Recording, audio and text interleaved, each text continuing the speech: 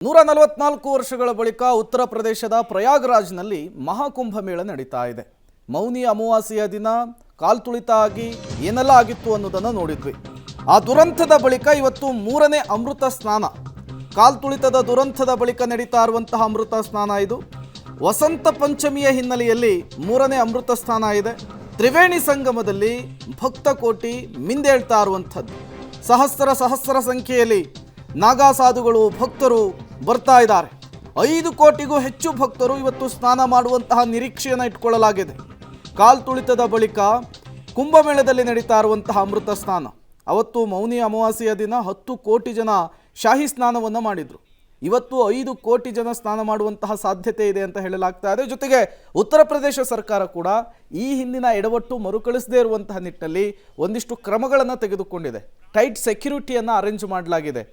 ಜೊತೆಗೆ VVIP ಪ್ರವೇಶ ಆ ರೀತಿಯ ಎಲ್ಲ ಅವಕಾಶಗಳನ್ನು ಕೂಡ ರದ್ದು ಮಾಡಿರುವಂಥದ್ದು. ಇವತ್ತು ಒಂದೇ ದಿನ 5 ಕೋಟಿ ಜನ ಈ ಶಾಹಿ ಸ್ನಾನವನ್ನು ಪುಣ್ಯ ಸ್ನಾನವನ್ನು ಮಾಡ್ತಾರೆ ಅಂಥೇಳಿ ಅಂದಾಜನ್ನು ಹಾಕಿರುವಂಥದ್ದು. ಕ್ಷಣದಿಂದ ಕ್ಷಣಕ್ಕೆ ಪ್ರಯಾಗ್ರಾಜ್ನಲ್ಲಿ ಇವತ್ತು ಮೂರನೇ ಅಮೃತ ಸ್ನಾನದಲ್ಲಿ ಭಕ್ತರ ಸಂಖ್ಯೆ ಕೂಡ ದೊಡ್ಡ ಮಟ್ಟದಲ್ಲಿ ನೆರೀತಾ ಇದೆ ಅನ್ನುವಂತಹ ಮಾಹಿತಿ ಕೂಡ ಸಿಗ್ತಾ ಇದೆ. ಈಗಾಗಲೇ ಯಾವುದೇ ರೀತಿಯ ಎಡವಟ್ಟುಗಳಾಗದೇ ಇರುವಂತಹ ನಿಟ್ಟಿನಲ್ಲೂ ಕೂಡ ಪೊಲೀಸರು ಭದ್ರತೆಯನ್ನು ಒದಗಿಸಿದ್ದಾರೆ. ಇನ್ನು ಕುಂಭಮೇಳದಲ್ಲಿ ಕಾಲ್ತುಳಿತ ಬಳಿಕ ಎಚ್ಚೆತ್ತಿದೆ ಅಲ್ಲಿನ ಉತ್ತರ ಪ್ರದೇಶ ಸರ್ಕಾರ. ತ್ರಿವೇಣಿ ಸಂಗಮದ ಘಾಟ್ಗಳ ಮೇಲೆ ಪೊಲೀಸರು ನಿಗಾವನ್ನು ಇಟ್ಟಿದ್ದಾರೆ. ಯಾವುದೇ ಅನಾಹುತ ಮತ್ತು ಅವಘಡಗಳಾಗದಂತೆ ಕಟ್ಟೆಚ್ಚರವನ್ನು ವಹಿಸಲಾಗಿದೆ. ಮಹಾಕುಂಭದ ಎಲ್ಲ 25 ಸೆಕ್ಟರ್ಗಳಲ್ಲಿ ಭಾರೀ ಅಲರ್ಟ್ ಅನ್ನು ಮಾಡಲಾಗಿದೆ. 3000ಕ್ಕೂ ಅಧಿಕ ಕ್ಯಾಮೆರಾ ಮೂಲಕ ಕುಂಭಮೇಳದಲ್ಲಿ ನಿಗಾ ಇರಿಸಲಾಗಿದೆ. ಘಾಟ್ಗಳಲ್ಲಿ ಕಾಲಹರಣ ಮಾಡೋದು, ಊಟೋಪಚಾರ ಮಾಡೋದಂತೆ ಮನವಿಯನ್ನು ಮಾಡಿಕೊಂಡಿದ್ದಾರೆ. ಸ್ನಾನದ ಬಳಿಕ ನಿಗದಿಪಡಿಸಿದ ಸ್ಥಳಗಳಲ್ಲಿ ಊಟೋಪಚಾರಕ್ಕೆ ಸಲಹೆಯನ್ನು ಕೊಡ್ತಾ ಇದ್ದಾರೆ. ಕ್ರೌಡ್ ಒಂದು ಕಡೆ ನಿಲ್ಲಬಾರ್ದು ಅಂತ. ನಿಮಗೆ ಕ್ರೌಡ್ ಮೂಮೆಂಟ್ ಇದ್ದಷ್ಟು ಕೆಲಸಗಳು ಬೇಗ ಆಗುತ್ತೆ. ಆದರೆ ಕ್ರೌಡ್ ಒಂದು ಕಡೆ ಸ್ಟಾಪ್ ಆಗಿಬಿಟ್ರೆ, ಕ್ರೌಡ್ ಅಂತಂದರೆ 100-200 ಜನ ಅಲ್ಲ, ಲಕ್ಷಾಂತರ ಜನ. ಜಾಗ ಬೇಕಲ್ಲ. ಈಗ ಹಿಂದ್ಗಡೆ ಇರೋರಿಗೆಲ್ಲ ಜಾಗ ಬೇಕು ಅಂದರೆ ಇವರು ಮೂವ್ ಆಗಬೇಕು, ಹೋಗಬೇಕು, ಶಾಹಿ ಸ್ನಾನ ಮಾಡ್ಕೋಬೇಕು, ವಾಪಸ್ ಬರ್ತಾ ಇರಬೇಕು. ಒನ್ ವೇ ಮಾಡಿದ್ದಾರೆ. ಹೋಗೋದಕ್ಕೊಂದು ರೂಟು, ಬರೋದಕ್ಕೊಂದು ರೂಟು. ಅದೆಲ್ಲ ನಿಯಮಗಳನ್ನು ಪಾಲಿಸಿದ್ದಿದ್ರೆ ಮೊನ್ನೆ ಈ ಥರದ ಅನಾಹುತಗಳಾಗ್ತಿರಲಿಲ್ಲ. ಅದು ರಾತ್ರಿ 2 ಗಂಟೆನಲ್ಲಿ ಆಗಿರೋದು. ಪಾಪ ಎಲ್ಲ ಮಲಗಿದ್ರಂತೆ, ಮಲಗಿರೋರ ಮೇಲೆ ಹತ್ತುಬಿಟ್ಟಿದ್ದಾರೆ, ತುಳಿದಿದ್ದಾರೆ. ಈ ಸರ್ತಿ ಹಾಗಾಗಬಾರ್ದು ಅನ್ನೋ ಕಾರಣಕ್ಕೋಸ್ಕರ ಕಟ್ಟೆಚ್ಚರವನ್ನು ವಹಿಸಿದ್ದಾರೆ.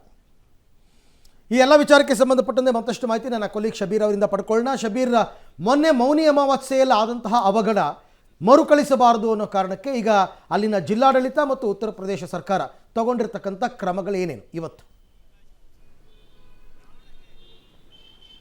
ಅರವಿಂದ್, ನೋಡಿ, ಮೌನಿ ಅಮಾವಾಸ್ಯೆ ದಿನ ಕಾಲ್ತುಳಿತ ಸಂಭವಿಸಿ 30 ಜನ ಸಾವನ್ನಪ್ಪಿದ್ರು, 90ಕ್ಕಿಂತ ಹೆಚ್ಚು ಜನ ಗಾಯಗೊಂಡಿದ್ರು. ಇದೇ ರೀತಿಯಾದಂಥ ಅವಘಡಗಳು ಮುಂದಿನ ದಿನಗಳಲ್ಲಿ ಆಗಬಾರ್ದು ಅನ್ನೋ ಕಾರಣಕ್ಕೆ ಸಾಕಷ್ಟು ಎಚ್ಚರಿಕೆಯನ್ನು ಉತ್ತರ ಪ್ರದೇಶ ಸರ್ಕಾರ ವಹಿಸಿಕೊಂಡಿರುವಂಥದ್ದು. ಇವತ್ತು ಮುಖ್ಯವಾಗಿ ಬಸಂತ ಪಂಚಮಿ ಆಗಿರುವಂಥ ಹಿನ್ನೆಲೆಯಲ್ಲಿ ಇವತ್ತು ಕೂಡ ಒಂದು ಅಮೃತ ಸ್ನಾನ ನಡೀತಾ ಇದೆ. ಇವತ್ತು ಕೂಡ ಸುಮಾರು 5 ಕೋಟಿ ಜನರು ತ್ರಿವೇಣಿ ಸಂಗಮದಲ್ಲಿ ಮಿಂದೇಳಬಹುದು ಅನ್ನುವಂತಹ ಲೆಕ್ಕಾಚಾರವನ್ನು ಸರ್ಕಾರ ಹಾಕ್ಕೊಂಡಿರುವಂಥದ್ದು. ಹೀಗಾಗಿ ಜನಸಂದಣಿ ಎಲ್ಲೂ ಕೂಡ ಆಗದಂತೆ ಒಂದು ಕಡೆ ಜನರು ಕಿಕ್ಕಿರಿದು ತುಂಬದಂತೆ ನೋಡ್ಕೊಳ್ಳಿಕ್ಕೆ ಎಚ್ಚರಿಕೆಯನ್ನು ವಹಿಸುವಂಥ ಕೆಲಸವನ್ನು ಕೂಡ ಮಾಡಲಾಗ್ತಾ ಇರುವಂಥದ್ದು.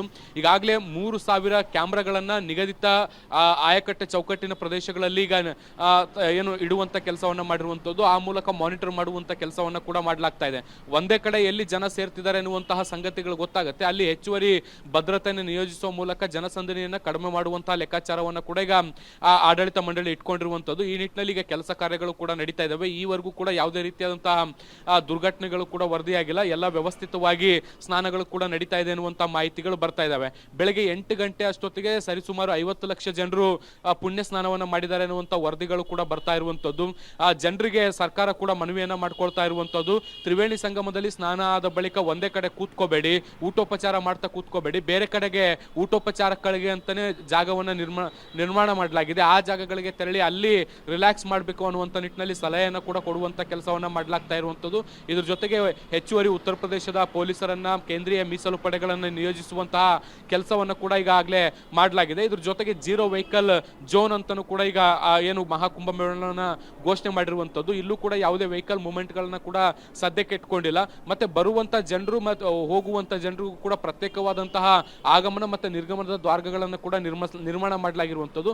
ಈ ಮೂಲಕವೂ ಕೂಡ ಕ್ರೌಡ್ ಅನ್ನ ಡಿವೈಡ್ ಮಾಡುವಂತ ಕೆಲಸವನ್ನು ಕೂಡ ಸದ್ಯಕ್ಕೆ ಸರ್ಕಾರ ಮಾಡ್ತಾ ಇರುವಂಥದ್ದು. ಮತ್ತೆ ಇದಕ್ಕೆ ಇಬ್ಬರು ವಿಶೇಷ ಅಧಿಕಾರಿಗಳನ್ನು ಕೂಡ ಈಗ ನಿಯೋಜನೆ ಮಾಡಿ ಇಡೀ ಪರಿಸ್ಥಿತಿಯನ್ನ ಮಾನಿಟರ್ ಮಾಡುವಂತ ಕೆಲಸವನ್ನು ಕೂಡ ಮಾಡಲಾಗ್ತಾ ಇದೆ.